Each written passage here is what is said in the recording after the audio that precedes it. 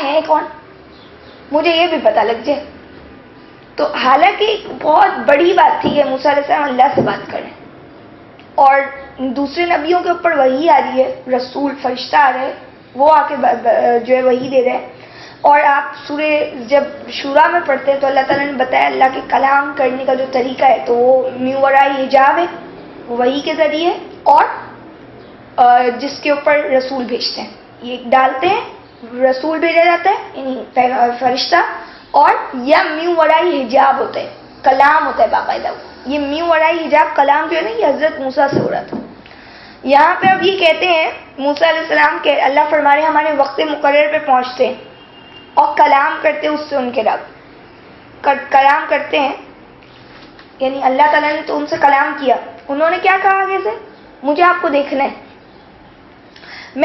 اے میرے رب مجھے دکھائیے میں آپ کی طرف دیکھوں. تو کہا کہ ہرگز آپ مجھے دیکھ نہیں سکتے. اچھا ابھی آپ آگے پڑھیں گے، قوم نے بھی یہی بولا ہمیں دیکھنا ہے. پوائنٹ یہاں پہ یہ ہے کہ حضرت ابراہیم علیہ السلام نے جب اللہ سے بولا ربی ارینی کیف تحیی الموتى، اے میرے رب مجھے دکھائیے آپ کیسے مردوں کو زندہ کرتے ہیں. قال ولم تؤمن، اللہ نے فرمایا کیا تو مانتا نہیں ہے؟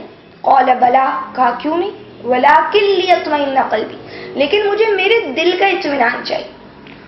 حواری نصارہ حضرت عیسیٰ کو مان گئے. انہوں نے حضرت عیسیٰ نے بولا من انصاری اللہ، کون میرا مددگار ہے اللہ کی طرف؟ انہوں نے کہا نحن انصار اللہ، ہم اللہ کی مدد کریں.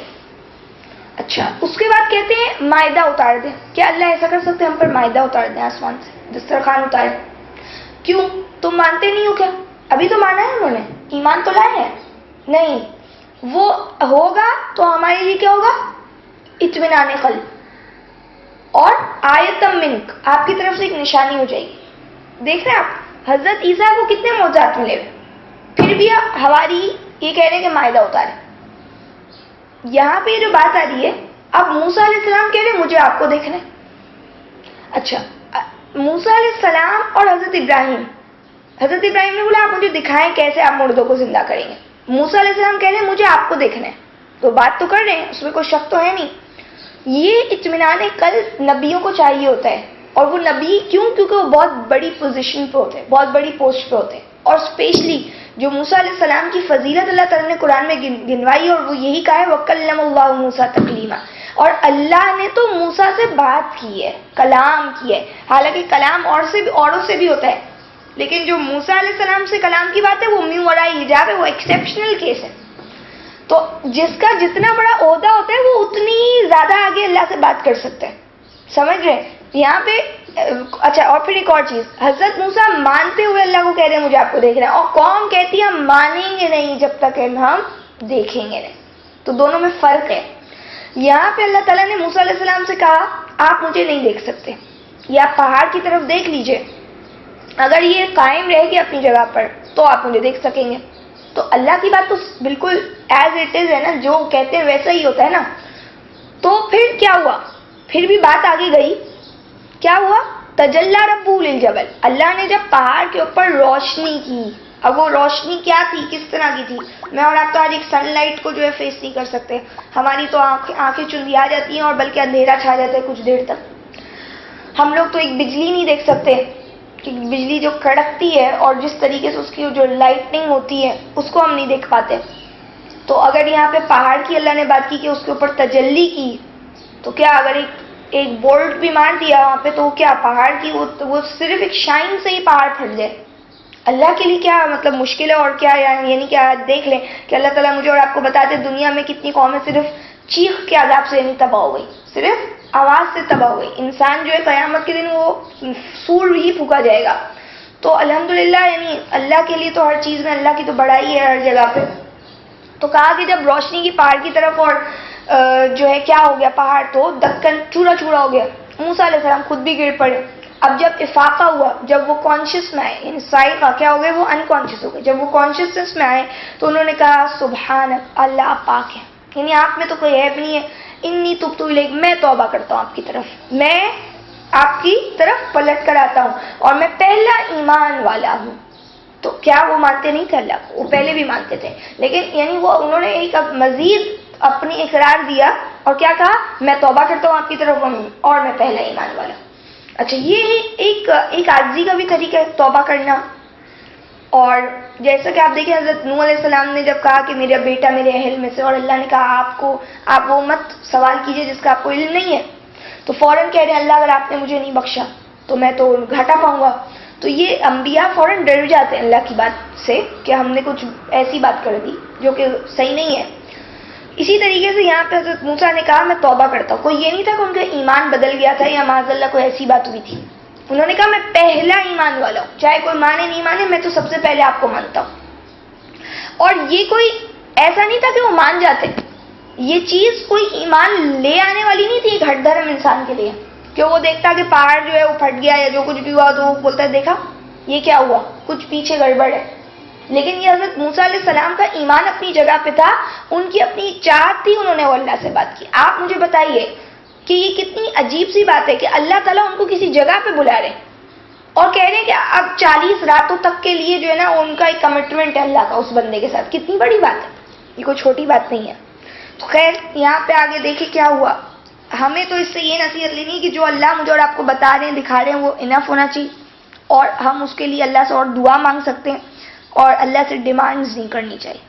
144 میں کہتے ہیں قول یا موسیٰ, فرمایا اے موسیٰ انی اصطفیتک, بے شک میں نے منتخب کر لیا ہے آپ کو, علی الناس لوگوں پر, برسالاتی اپنی پیغمبری پر, اپنے پیغامات کے لیے, وبکلامی اور ہم کلامی کے لیے, فخذ ما آتیتک تو تھام لیجیے جو میں نے آپ کو دیا ہے, وکم من الشاکرین اور ہو جائیے شکر کرنے والوں میں سے.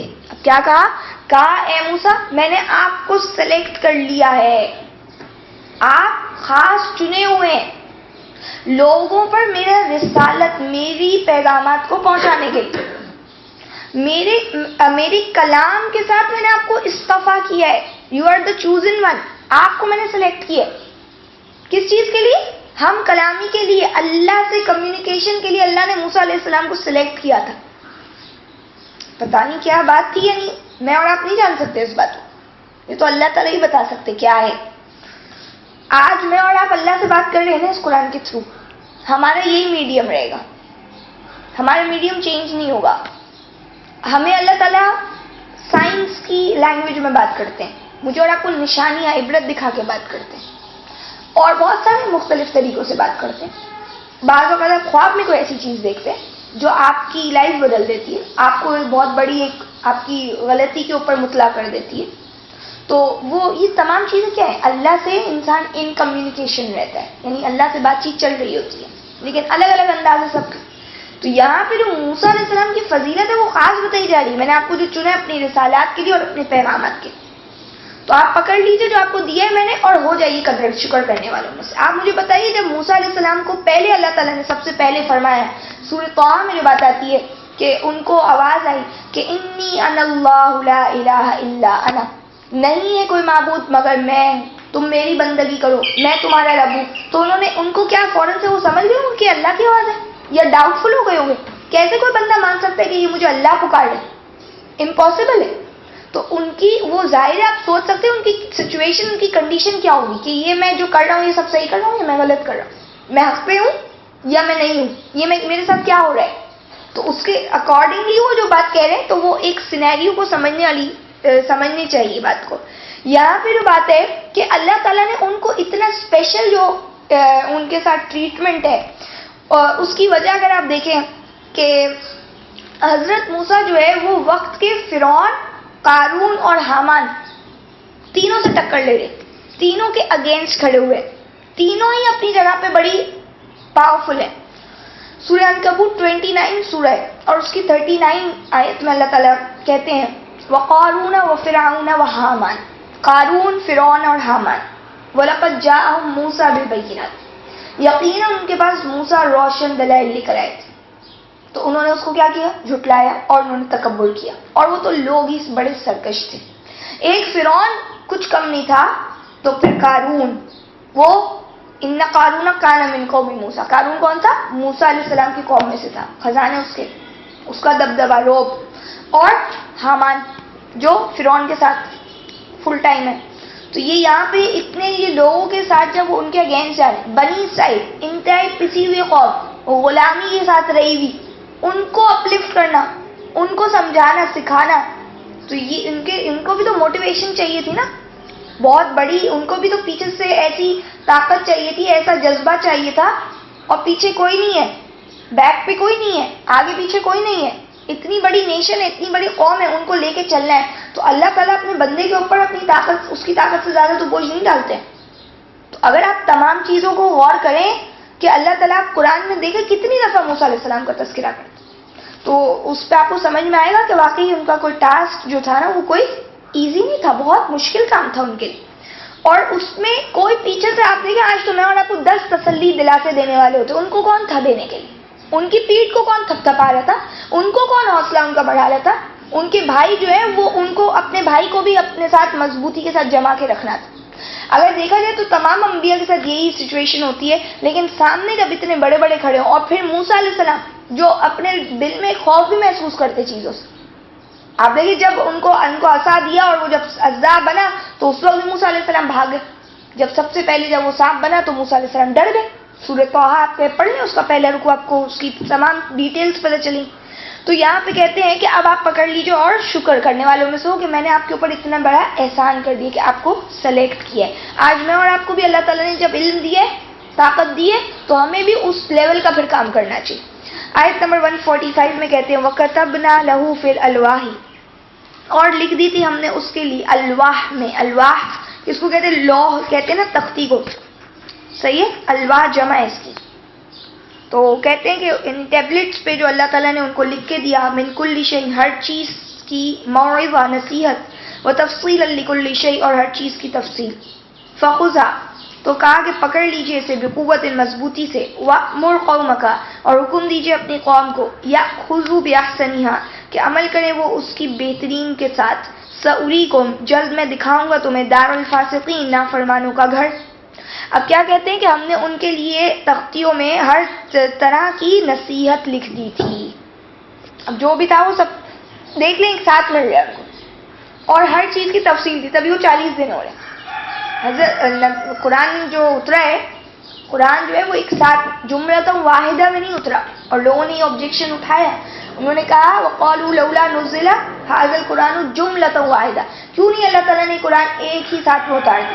تو کیا فرمائے کذالک لنثبت به فؤادک، اس طرح کہ تاکہ ہم تمہارے دلوں کو جمائے رکھیں. اس وقت کی یہ ضرورت تھی، یہ جو موسیٰ علیہ السلام کے زمانے میں، آج اس کی یہ ضرورت تھی. یعنی قرآن کی ضرورت یہ تھی کہ آہستہ آہستہ اس کو اترنا تھا. تو یہاں پہ کہتے ہیں کہ ہم نے الواح میں ہر چیز کی نصیحت اور تفصیل لکھ دی تھی، اور کہا کہ پکڑ لیجئے اسے مضبوطی کے ساتھ، اور اپنے لوگوں کو حکم دے، اپنی قوم کو، کہ وہ اس کی بہترین باتیں لے لے. یعنی بہترین کا کیا مطلب ہے؟ جو اس کو بیسٹ وے میں آپ کر سکتے ہیں، جس کام کو، اس کام کو آپ کریں گے. یعنی اگر آج مجھے اور آپ کو اللہ تعالیٰ قرآن میں کہتے ہیں کہ برائی کو اچھائی سے ٹالو، تو میں اور آپ کو اس کی طرف جانا چاہیے، وہ کام کرنا چاہیے. 45 ہم پڑھ رہے ہیں. تو کہا کہ پکڑ لیجئے اس کو مضبوطی سے، اور حکم دیجئے اپنی قوم کو، وہ لے لیں اس کے بہترین باتیں، تو میں تم کو دکھاؤں گا نافرمانوں کا گھر. تو کیا بتایا جا رہا ہے کہ اب آپ اپنی قوم کو بھی بتائیں گے، اور اپنی قوم کو آپ بولیں کہ مضبوطی سے پکڑ لیں. کس باتوں کو؟ اس کی جو بیسٹ پوائنٹس ہیں اس کو لے کے چلیں بہترین انداز میں. یعنی سمجھے قرآن پر عمل کریں. ان کو کہا گیا اپنی کتاب پر الواح میں جو نصیحت لکھی ہوئی اس میں بہترین انداز میں کام کریں. اور میں تم کو جلد دکھا دوں گا فاسقین کا گھر، یعنی نافرمان جو ہے ان کا گھر بتا دوں گا. یعنی کیا مقصد ہے؟ ان کا اینڈ کیا ہوگا، ان کا ریزلٹ کیا ہونے والا. آگے کہتے ہیں 146 میں سأصرف عن آیاتی، تو جلد میں پھیر دوں گا اپنی نشانیوں کی طرف سے، الذین، ان لوگوں کو جو یتکبرون، تکبر کرتے ہیں، فی الارض، زمین میں، بغیر الحق، نہ حق. وَإِن يَرَوْا كُلَّ آیَةٍ، اور اگر وہ دیکھ لیں ہر طرح کی نشانی، لا یؤمنوا بها، نہیں وہ ایمان لائیں گے ان پر. وَإِن يَرَوْا، اور اگر وہ دیکھ لیں سبیل الرشد، ہدایت کا راستہ، لا يتخذوه سبیلا، تو نہ وہ بنائیں گے اسے اپنا راستہ. وَإِن يَرَوْا سبیل الغی، اور اگر وہ دیکھ لیں گمراہی کا راستہ، يتخذوه سبیلا، تو بنا لیں گے اس کو اپنا راستہ.